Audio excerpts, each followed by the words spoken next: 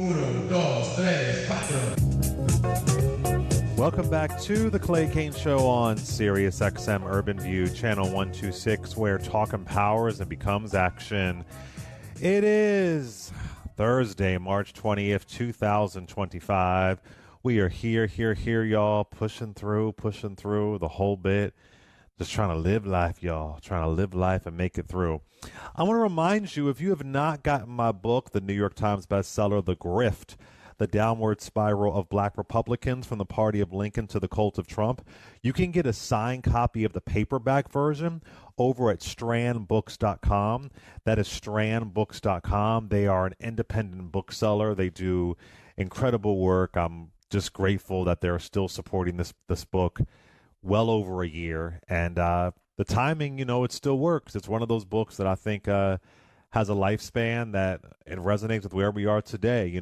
I try and give solutions and where we can go and how we can learn from our past, because many of the answers that we want, that we need, that we require are right in our past. So all you do is go to strandbooks.com. That's STRAND books.com, strandbooks.com, and go put in Clay Kane, The Grift, and get the paperback version, not the hardback version. And then when you see it, you'll just scroll down and you make sure you click signed, and they'll mail it to you wherever you are in the domestic United States. So cop that book. And, for everybody that keeps buying it and supporting and spreading the word, I thank you. I thank you so much, because it's from y'all the reason why the book is still doing so well and it's still resonating. So I really, really thank you. Also want to encourage you, please feel free to join me, subscribe to me on YouTube, which is Clay Kane Show, youtube.com, Clay Kane Show. I also have a subscribe option. A join option. You could join Clay Nation for a couple of dollars a month. You will get free access to videos that I post early. You'll also be able to comment, get priority commenting when you're commenting on our YouTube lives, because Reese and I are going to keep on doing the YouTube lives, kicking it with Clay and Reese. So, it's a good time. So subscribe. You don't have to. If you're able to join, that would be beautiful. Want to keep the community going. I'm trying to build the Clay Nation community. But if anything, just subscribe. It's important that we have those subscribers up.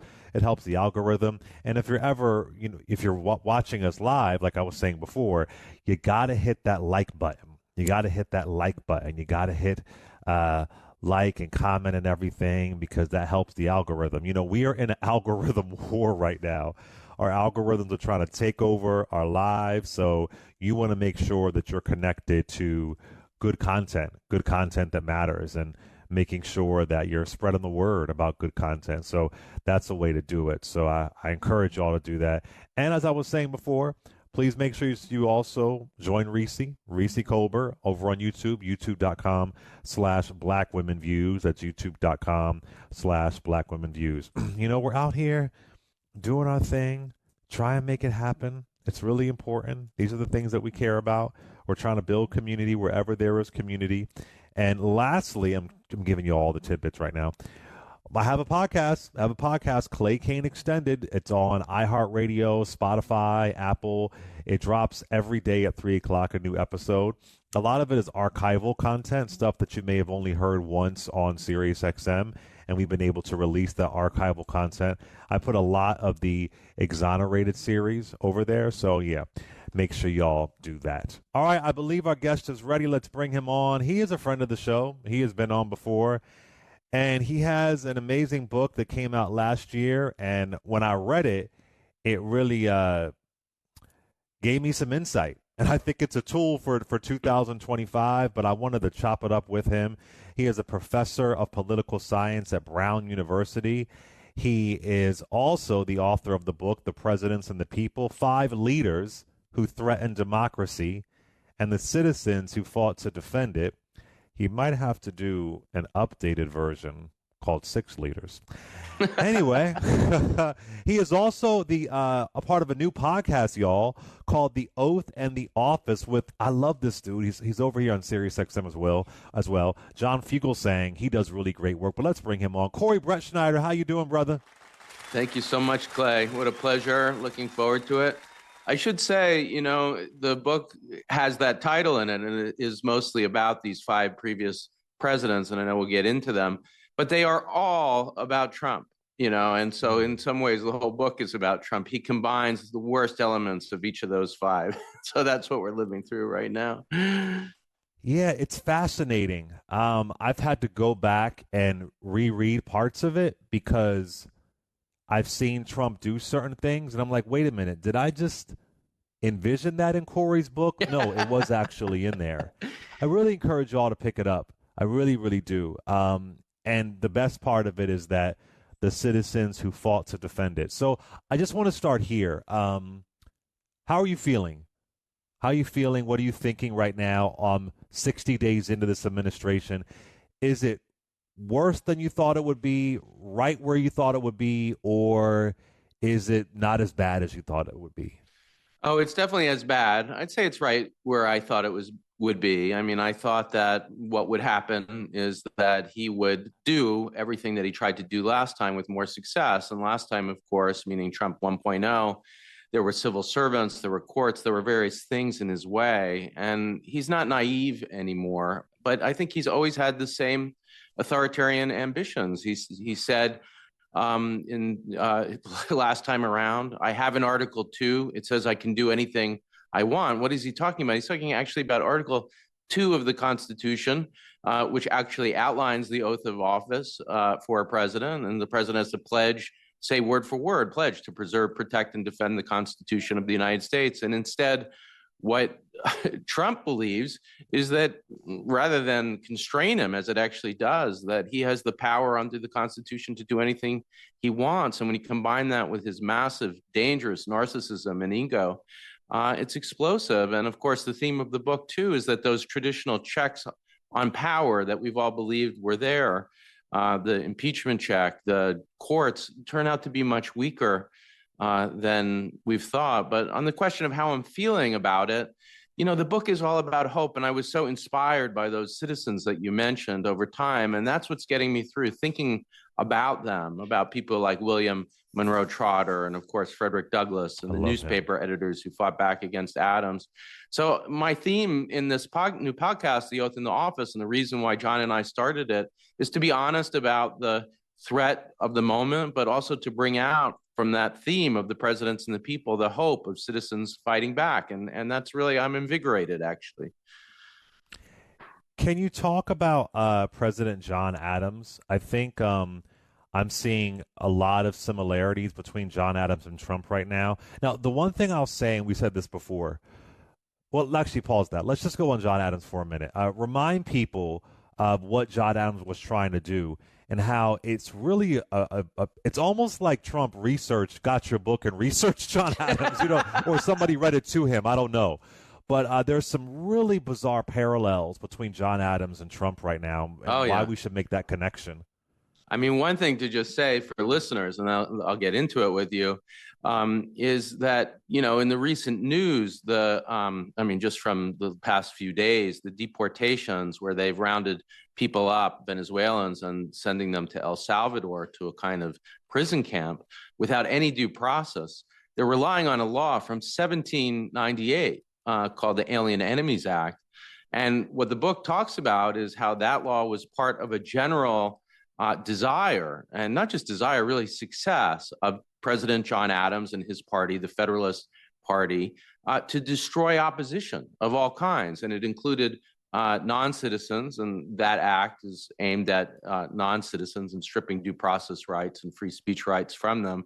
But he also went beyond that and attacked citizens in the Sedition Act. So the Sedition Act is in the way it's even written, it makes it a crime to criticize the president of the United States, but it wasn't a crime to criticize the vice president, Thomas Jefferson, who's a member of a different party. It was written as a gerrymander to destroy the opposition party. And a lot of historians, traditional presidential historians, the kind that you see miniseries like the John Adams miniseries being made based on their books, really underplayed this shutdown of free speech. And one reason they underplayed it is that historians were wrong about the number of prosecutions, and we now know how wrong they were. They thought there were about 30, but we now know it was around 126 prosecutions of the opposition party.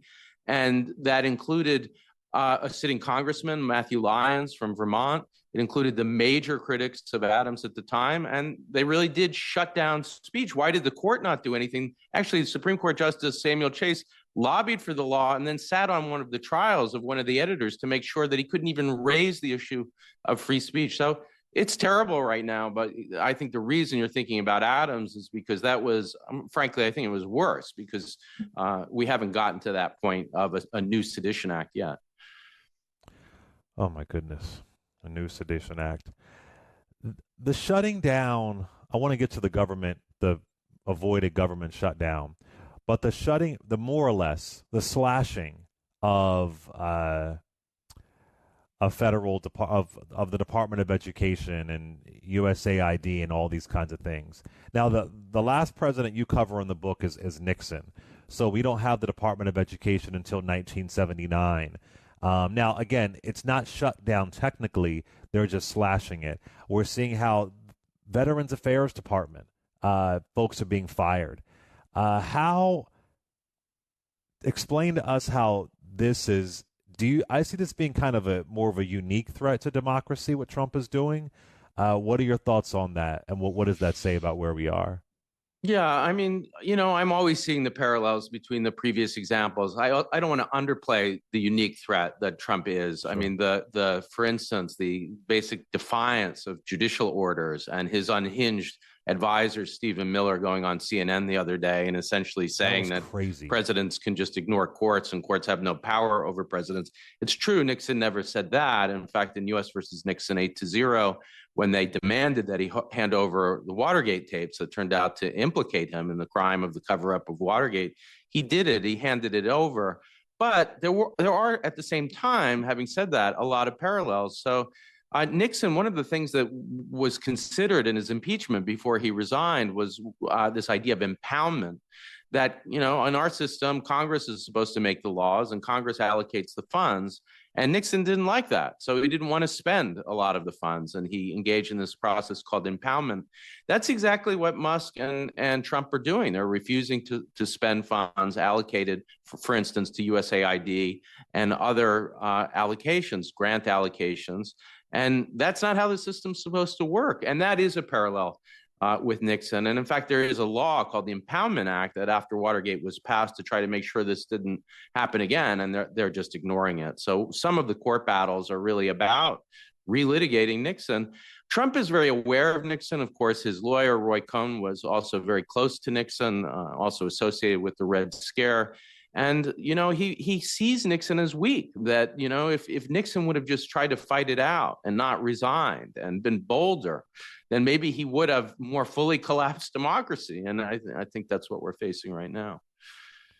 And the role of Elon Musk, is there a parallel of a rich South African, damn near I think vice you got president? me there. As much as I want to find parallels in American history, the idea that the richest man in the world were to team up with the president of the United States to destroy democracy, that part of the plot I didn't fully see when I was working on the book. There are examples of wealthy people joining up with leaders in the collapse of democracy.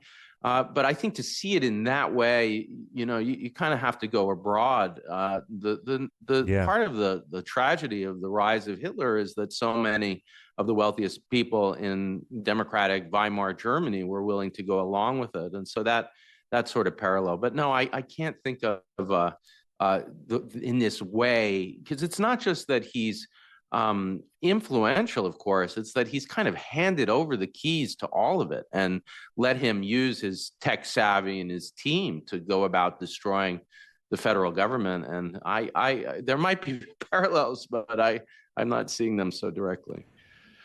Corey, people have been saying to me that this is a coup, but I've said something different, and and I've had a lot of people push back on me. I said it's not a coup. It's a handover.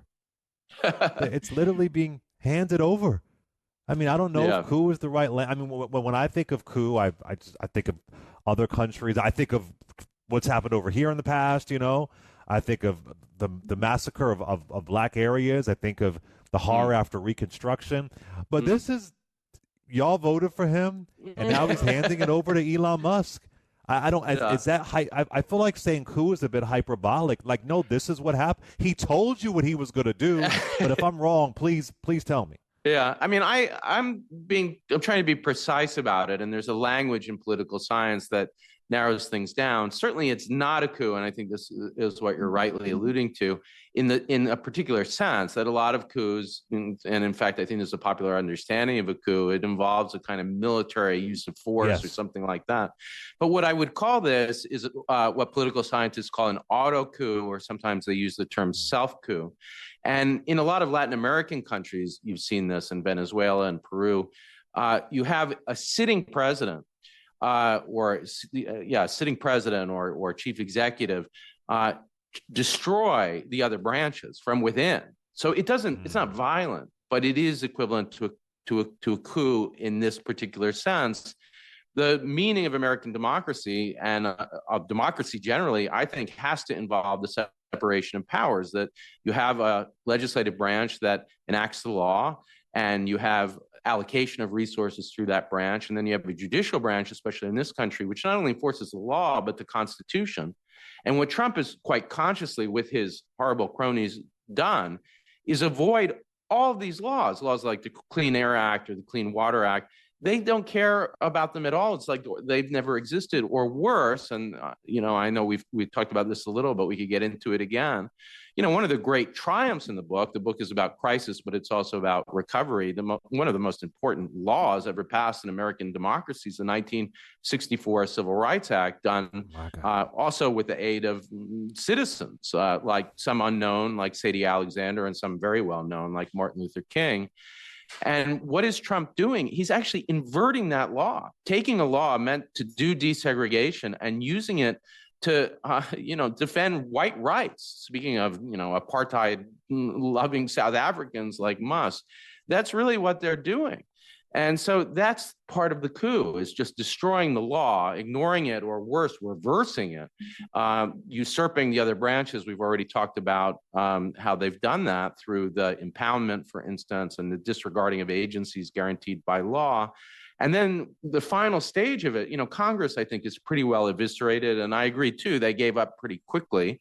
But the courts are the last bastion of resistance. And you saw this judge recently push back on the Venezuelan deportation, and yet they ignored the order. So when you start to get, that's the coup stuff that, wow, this is not acquiescence by the courts. It's really their refusal to abide by another branch of government. So if you successfully destroy the Congress and the courts, and you collapse all the power into the presidency, the executive branch, that's I think almost perfectly illustrates what a self coup or an auto coup is.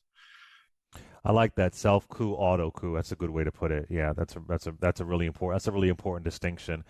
Let's talk about this. The 1964 Civil Rights Act. I said with you on air, I said it back in 2017 that their goal is to overturn the 1964 Civil Rights Act. Oh yeah. But I'll go this far, and if I'm wrong, correct me.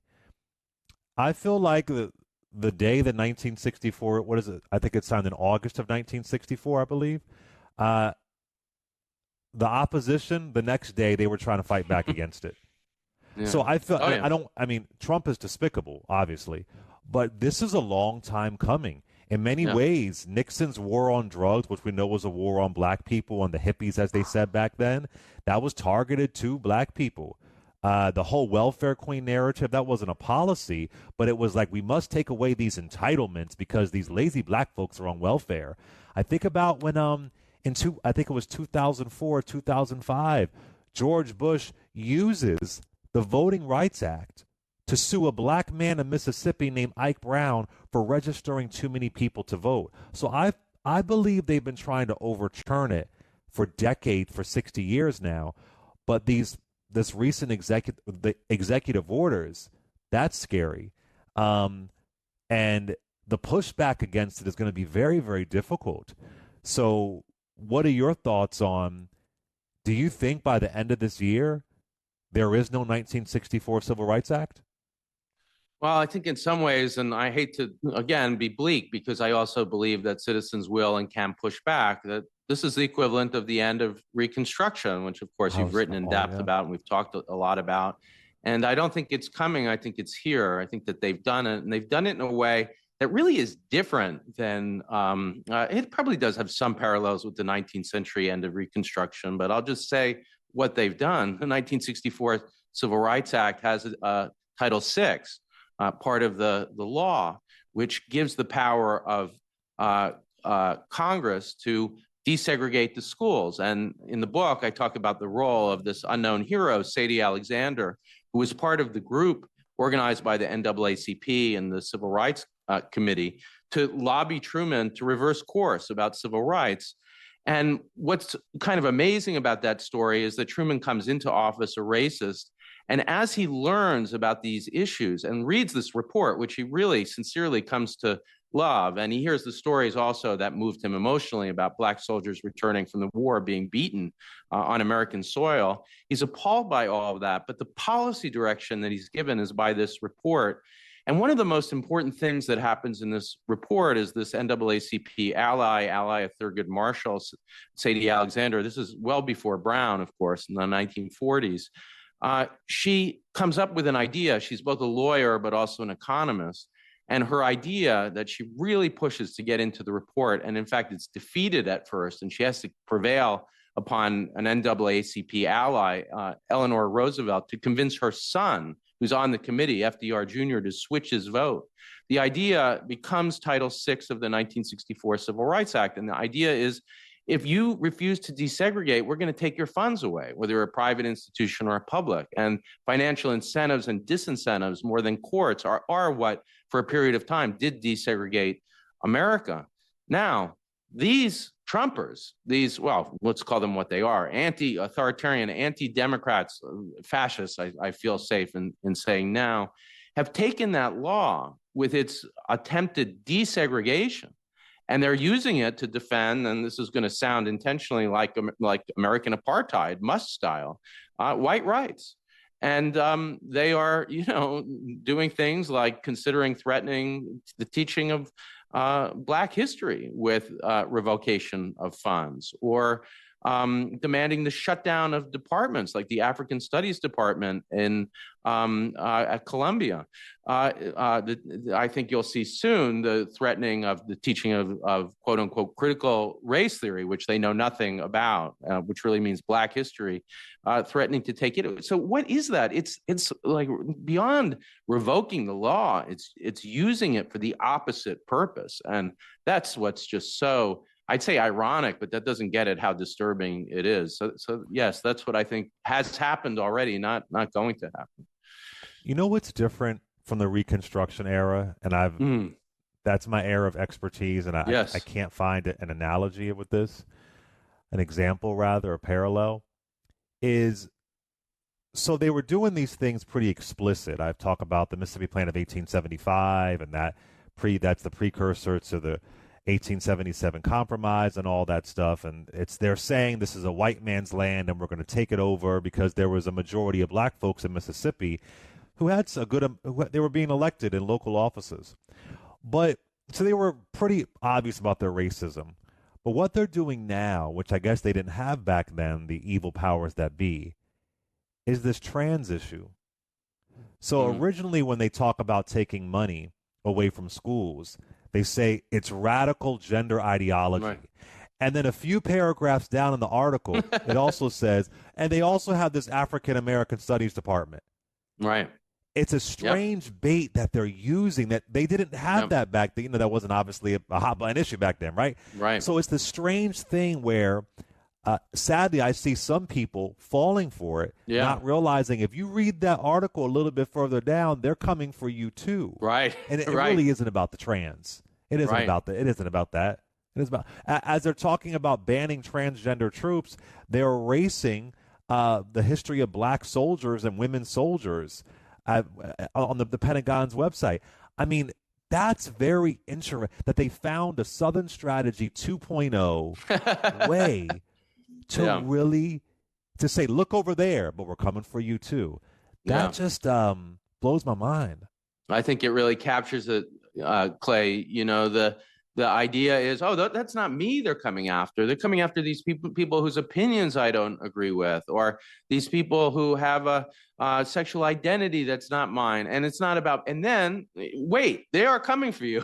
Just a matter of time. They're coming for anyone who doesn't go along with their agenda. They want uniformity, and that's what fascism is, a kind of complete loyalty, the same way he's looking within the executive branch. They want it among the citizenry. I mean, if you listen to him, you have to take him, Trump, seriously when he says, did you see how the dictator of North Korea, his people stand at attention? That's what I want. He means it. And that's what all this is about. Yeah. So a lot of folks talk about the midterms, right? But there have been reports saying that Trump wants to assert control over the Federal Election Commission and, of course, the U.S. Postal Service. And it makes me wonder. I've been afraid if he got reelected, we may not have normal, reputable elections. How do you assess the impact of our future elections if he manages to get control over the U.S. Postal Service and the Federal Election Commission? It's very dangerous, and I think the danger has to do, unfortunately, especially with presidential elections, with the fragility of the Electoral College. One of the things I talk about in the book is some of the prosecutions, in particular the prosecution of an editor called William Duane, going back now to the 1790s, late 1790s in the Adams administration. The reason that happened is because Duane uncovered a plot, which was to have John Adams' party, the Federalists, deny the certification of electoral votes so that under the process of the Constitution, things would be thrown. If you didn't reach the threshold of electoral votes needed for president, the procedure then and still is that the House of Representatives goes into a special session and it votes state by state, each state receiving one vote. And in that process, Adams and his party had figured out, wow, we'd win. So their plot was, let's pretend that the votes are fraudulent. And when they come in, we'll just deny the certification when it comes to certifying the votes, and we'll win the election in the House of Representatives. What's so eerie about that is the plot of January 6th. That's what Trump and John Eastman planned to do. That was why they were pressuring Pence to not certify these votes. And that fragility of the Electoral College, we've tried to shore it up during Biden. There was a law passed that said basically the vice president can't do this. But now here's the scary thing, and this is why, to go to your question, things still are very fragile. The vice president of the United States is J.D. Vance.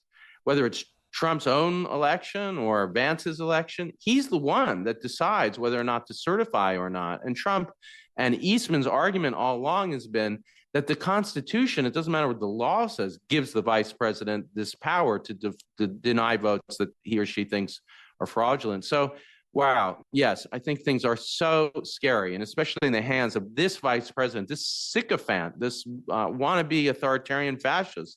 He's the one that's going to decide whether and how to certify or not certify these votes. And we'll have to see what the vote count would be in the House of Representatives, but I'm pretty sure it'll lean very heavily Republican. And, that's a worry. So I hate to talk about how dangerous things are, but that is one of the many issues in which we are seeing the continued danger and fragility of our system. Again, I want to get to the government shutdown, but I do have to ask you, do you think he'll be able to twist his way into running for a third term? A lot of it has to do with this battle right now with the courts. So in the Venezuela case, they were relying, as I said in the beginning, on this 1798 law that goes back to Adams. But Reconstruction gave us the due process clause, and the Fifth Amendment had a due process clause. And those clauses affirm the idea that, even non-citizens have rights under the Constitution. The 14th Amendment talks about persons, not citizens. And, our court's going to be successful in affirming those rights here and in pushing back against this administration. It's sort of a trial balloon of their general power. If there really is a success, I don't think this auto coup is complete. I think it's an attempted auto coup that we're in the midst of. But if they complete it, then I don't see what's to stop Trump from running for a third term, because the courts will be so weakened. Now, there's an embarrassment factor here, and they're not going to give up so easily because the Constitution is clear he can't run for a third term. It's clear that non-citizens have rights. Yeah. I think that it's not obvious that the courts are going to hold out here. Have you ever seen a president? I don't think I have, and if I'm wrong, correct me. I've never seen a president try to rewrite an amendment, meaning the 14th Amendment, via executive order. Has anybody ever tried to do that one? I mean, I know it's around birthright citizenship, and again, people are being baited.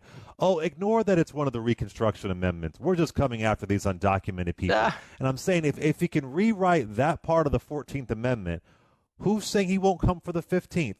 Like, if he could do it with that one, he could do it with something else. But has a president ever tried to rewrite an amendment via an executive order? Have we seen that before? And just to reiterate what you're saying, it couldn't be clearer in the 14th Amendment that if you're born in the United States, you're a citizen. And so having this executive order is obviously a blow against the Constitution.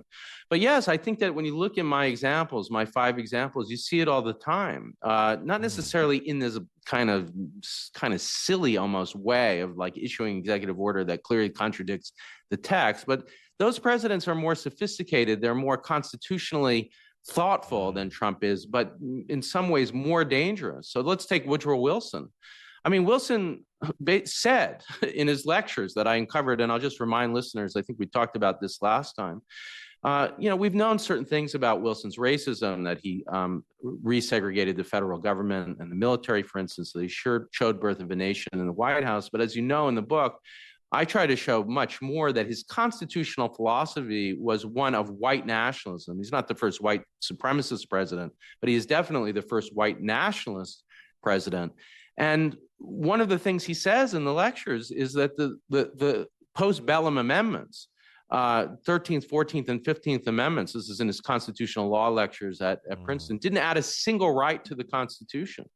So he literally tries to wipe them away. And when he's doing things like resegregating the federal government, spreading white nationalism through his textbook, which celebrates the Klan, and not just showing the movie Birth of a Nation, but really spreading its cultural influence, he is wiping away entirely the post-Reconstruction amendments. And we could go on with the others, Andrew Johnson, I think that's the theme, that they really do rewrite the Constitution in this dangerous authoritarian way. John Adams, it's not that he didn't know that there was a free speech clause, but the way that he read it, and his party read it, and the judges at the time read it, was that it included, you can't stop maybe a newspaper from publishing a story ahead of time, but can you punish them after the fact? Yes, they thought that you could, that there was nothing in the Sedition Act that violated the free speech clause.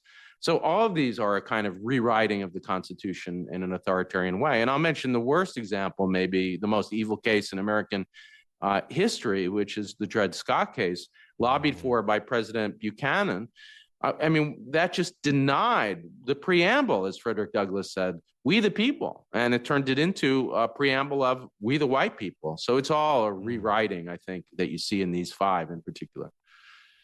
Let's talk the Democrats for a minute. So we have the government shut down. A lot of folks in my audience, they were frustrated with me because I didn't think it was a good idea.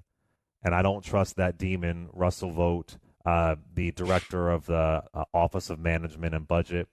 I believe they want a government shutdown, the Republicans. I really believe they want it so they can have everything in their power, even more than they have now, to decimate it. But I do get the frustration that despite that, I felt like Chuck Schumer handled it poorly. The messaging is poor. They do appear weak. They don't appear united. So I'm glad that the government didn't shut down. Also, I had folks calling in afraid what would happen. It's beyond me. I do have a radical, element to me. Radical in a good way. Like, yes, burn it down. But I'm like, wait a minute. If we burn it down, who's going to be impacted the most? Right. So what are your thoughts on that government shutdown and the fight from Democrats? And we all know the Democratic Party is much more diverse. So there's a difference between an Alexandria Ocasio-Cortez and a Hakeem Jeffries. But what are your thoughts on that? I've been struggling with it. I think we're really of the same mind that Musk and Trump are trying to destroy the federal government, and the worry was that the government shutdown would really give them the chance to do it. That they would just use that as an excuse to go even faster, wiping away and destroying. Not just people talk about bureaucrats or agencies. These are laws with Yes. mechanisms of enforcement: Clean Air Act, Clean Water Act, long fought 1964 Civil Rights Act. And if they could just destroy the civil service in one blow, then even the weak protections that are there might be destroyed. So I understood Schumer's argument. On the other hand, if it really is a self coup, which I think it is, or auto coup, that's an extreme time. And so I was sympathetic too to the argument that stop it at all costs and make clear how horrible this is, and that there is as much protest coming from the Congress as can be. So which of those arguments was going to win? I would have hoped that the party could have worked it out between them. Instead, what we got was both answers. And of course, that just looked like weakness. Okay, let's do a quick break, and then I want to come back and, like we talked before, but now that we're deeper in it, I want to get in it. The second half, citizens who fought to defend it. That's really important. Right. We've gone through where we are right now, and the work that you could do out there. I've given you all some tips, but I just want to break down from a history perspective, because oftentimes the answer is right in our history, and including this book, The Presidents and the People. Clay Kane Show. Be right back. You're listening to The Clay Kane Show. We now return to The Clay Kane Show on SiriusXM Urban View, Channel 126.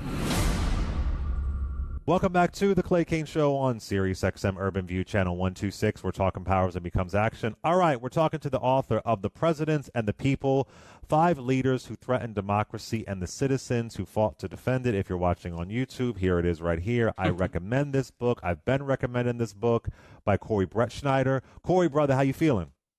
Good. I was going to say too, Clay, thank you to you and to your audience. When the book came out, it's had a lot of momentum. It's been nominated, by the way, for the Silver Gavel Award from the American Bar Association, is now a finalist for that award. Nice. But you were really with me in the beginning and recommending it, and your listeners were reading it and writing reviews I could see on Amazon and elsewhere. So that early interview that we did really gave the book a lot of momentum. And so I just wanted to say thank you to you and to your listeners. Oh, that's a really good point. I tell y'all, make sure you write reviews. Make sure you hit that 5-star. That's really, really important, because when you write content like this, sometimes people who aren't too happy with it want to put some BS there. So it's really, really important. So we've discussed it before, but I think it's important to go over it again. And the citizens who fought to defend it. I have been so excited at the protests that I've been seeing. I think it's important. I think it's not being covered enough. But I do hear people say, and I'd like to know your thoughts on this. Yeah, but where's our leader? Where's our Frederick Douglass? Where's our Dr. King? Where is our leader? And I'm like, these are different times. The world is different. I don't know if we need that central. And let's be clear, Dr. King was vilified in many ways by folks in his own community. Even at a certain point, Frederick Douglass, you have black media saying he's out of touch. You don't know what he's talking about. So we oftentimes romanticize these leaders and how they were treated, especially as they got a little bit older, although, of course, Dr. King is assassinated at 36 years old. But for folks who are asking for the leaders, if you could speak to that, and if you could speak to how we can learn from the past on how we can fight to defend this. I spoke to people like Patricia Woodworth and Ethel Peoples. These are people who fought to indict Nixon, who gathered the information that was turned over, and who suffered abuse at the hands of people like Patrick Buchanan, the president's communications director, who accused them of having an anti-white bias, and that was why they didn't want to go, and being partisan. That's why they were doing their job of trying to bring down this president. These were real heroes. And when I asked Ethel Peoples in particular, does your family, do your friends know what you did? The answer was no. I mean, nobody's ever heard these names. My guess is I only was able to find them because they were reported in a kind of unusual newspaper story, and that led me to them. So there are so many of these heroes. I'll mention others. There's Martin Luther King Jr. is a hero of that 1964 Civil Rights Act, but so much of what he did was at the behest of Sadie Alexander, who I think people haven't heard of, who fought to put the use of financial incentives and disincentives. Frederick Douglass's conventions that had so many Black Americans not just standing up against slavery, but demanding the idea of equal protection enshrined in the Constitution and equal citizenship. Those names are not known. And yet they are real heroes. And so there are so many ordinary people in this book that I think people can draw inspiration from. Yeah, absolutely. And I also remind people, when you think of Frederick Douglass, some people think he passed away like during the Civil War. This brother was alive when the Compromise of 1877 went down. So even when we had the quote unquote leader that we all think of, there were still horrible things happening. He was alive when the 1875 Civil Rights Act is overturned. I think it was 1883, I believe. He was alive. He has speeches about this. So he even when the great leader is there, he was seeing some of these terrible things happening. And I think it's important to know that regardless if you have that one face as a leader, that doesn't mean that you're protected and everything is okay. So what can we do now? What do you think what can we do now moving forward? Some things are out of our control. Elections do have consequences. I've told people that. But what are some of the ways that we can look to defend this great thing? I think we can, first of all, just to go on what you were saying, draw inspiration from these great resistors of the past. And, we have to see, too, that in their own times, things looked as bleak as they do now. One of the most tragic stories is William Monroe Trotter, who called Wilson out in real time for his white nationalism, killed himself, believing that he had lost his lifelong fight against white supremacy. So things really did look bleak, and yet we recovered in the future. And I think what we have to think about is not just resisting Trump. That's part of it. Speaking out, protesting, convincing as many citizens as we can that he's lying to you when he says he's going to solve all your problems like inflation. But it has to be, I think, with an eye to formulating an idea of recovery of the Constitution. And that means a rejuvenation of the civil rights movement, of the right to free speech, and an idea that I think we didn't recover in the Biden administration. I think there was an attempt and a belief that that was going to be a recovery president, but it wasn't. So things like the pardon power have to be constrained. The idea that a president can't be prosecuted has to be reversed, possibly through legislation or through other means like reconstituting, reforming the court. And what all of those things amount to is thinking not just about the moment, but about the long-term recovery. That's what I think these newspaper editors did. They didn't just fight Adams. They fought for a right to free speech. And Douglass fought not just Buchanan and Dred Scott, but for an idea of equal citizenship. And William Monroe Trotter and Ida B. Wells for an idea of true equal protection against a notion of first and second class citizenship. And the idea, too, of these grand jurors that I was mentioned, Ethel Peoples and Wardorf, the way they put it is like the president did a crime. Of course, he should get equal justice, the same as anyone else. And that common sense principle has to be fought for. Democracy isn't just voting. It's not just resisting wannabe tyrants. It's standing up for the principles of democracy, equal protection, the right to dissent, and the rule of law. So I would say, part of what we need to do is not just rise up now, but think about the future recovery and demand in the midterms and certainly in the next presidential election that these issues be on the agenda. You don't need huge numbers of people. Frederick Douglass's paper and the North Star, the circulation was in the low thousands, and yet the effect was monumental. And so I think the organizing doesn't have to be everyone, but it has to be organizing around these ideas of constitutional and democratic recovery. Recovery, the way I put it, is recovery of the democratic Constitution.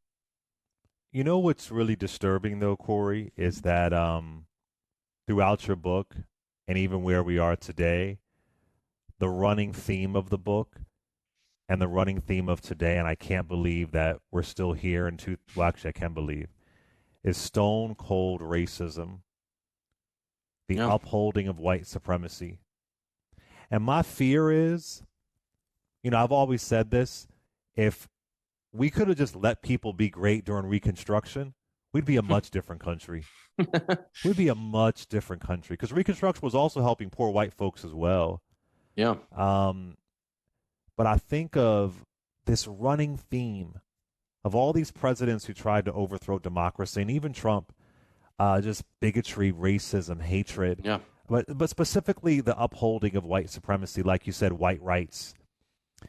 And unless we can tackle that, I don't know if this is just going to repeat 50 years later.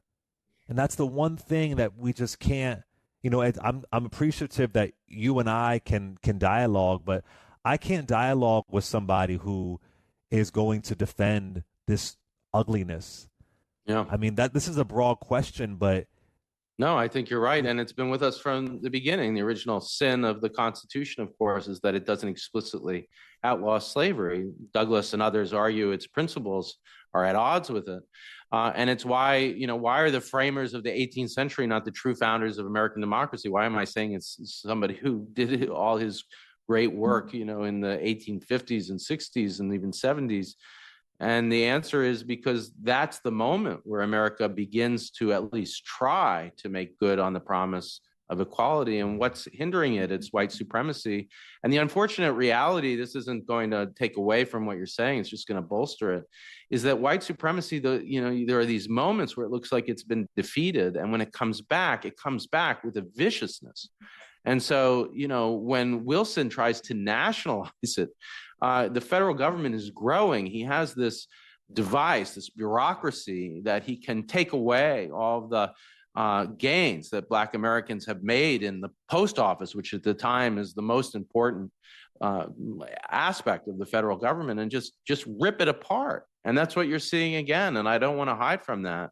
They're using federal power to try to institute, yes, a kind of apartheid, destroying civil rights. And the thing that just kills me, the 1964 Civil Rights Act, born of protest, they're going to use it to threaten institutions that don't shut down the right to free speech, that don't shut down civil rights.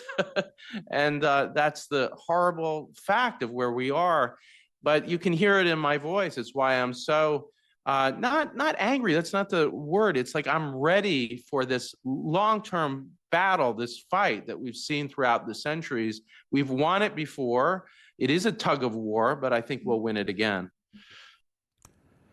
Absolutely, and I've been encouraging people, be engaged with your local nonprofits. Indivisible is a great group. Color of Change is a great group. There's a way to be engaged, and people out there who are already doing the work, maybe it feels like this is just too much for me to do. There are little things you can do, even if it's a donation or showing up to a town hall meeting, a city council meeting once a month. We're really going to have to focus locally. And it's to know your past. Because I think if you know the history, much of the blueprint is already there. We don't have to reinvent the wheel. So I encourage y'all, if you haven't, it's on paperback now, correct, Corey? No, it's still hardcover. Oh, still hardcover. I know that's right. That's good. Yeah. The presidents, I mean, they're still doing some good work. The presidents and the people, 5 leaders who threatened democracy, and the citizens who fought to defend it. And once again, how can folks check out your podcast? I'd love it if you join John Fugelsang and me. We're both co-hosts. It's called The Oath and The Office. And the idea is simple. A president is required to take an oath to preserve, protect, and defend the Constitution. But this president is destroying that oath. And the idea of the podcast of The Oath and The Office is that we, the hosts, and our listeners are going to be part of the movement to hold him to account. And so we're talking about the destruction of the Constitution in real time, but also, Clay, as you and I have discussed, about the history and how the history helps us to understand what's happening now. And a final point too, Clay, on your point, part of their strategy here is to rewrite our history, to take away from these gains of the civil rights movement, the meaning of these laws that we've inherited from people like Dr. King. And the way to fight back is partly to learn about what actually happened. Well said. One more thing before you go quickly. On Fridays, we've been doing this thing, although it isn't Friday, where we're doing our perfect Friday playlist, just for some escapism, some fun. So, what's on your playlist, Corey Brettschneider? What's on your playlist? What do you listen to? What do you escape to? Let's see. Bob Marley, I think, growing up, that was, and still. Do I get specific with yeah, anything? Yeah, I love The Concrete Heathen. Jungle. I'm a Bob big Marley fan song. of the Heathen, less known song. I saw the Bob Dylan movie. I think that's been inspiring me. I hadn't been listening to Bob Dylan, but that kind of moment. Blowing on the Wind. Yes. Yeah. And here's another thing that you might not, two others. The Pogues, who we feature in our podcast, is the kind of upbeat Irish music. And techno, it's like you need to get the beat going. We need to get the energy moving. And I'm preparing for, a long 4 years, and that's going to require a lot of energy. I love that. I love my house music, so I feel you on the techno. I feel you on the techno. All right, brother, I appreciate you. Talk to you soon. Have a good day, okay? Be safe. Thanks so much, Clay. This was awesome, man. Thank you. Bye. Thank you. All right, y'all. We are going to head out. I wanted to have a really robust and good conversation, give y'all some history, really important stuff, really important work. Y'all, get Corey's book, The Presidents and the People, 5 Leaders Who Threatened Democracy and the Citizens Who Fought to Defend It. This is the Clay Kane Show on SiriusXM Urban View, channel 126. Clay Nation, come on now. You know the deal. I ain't never really gone.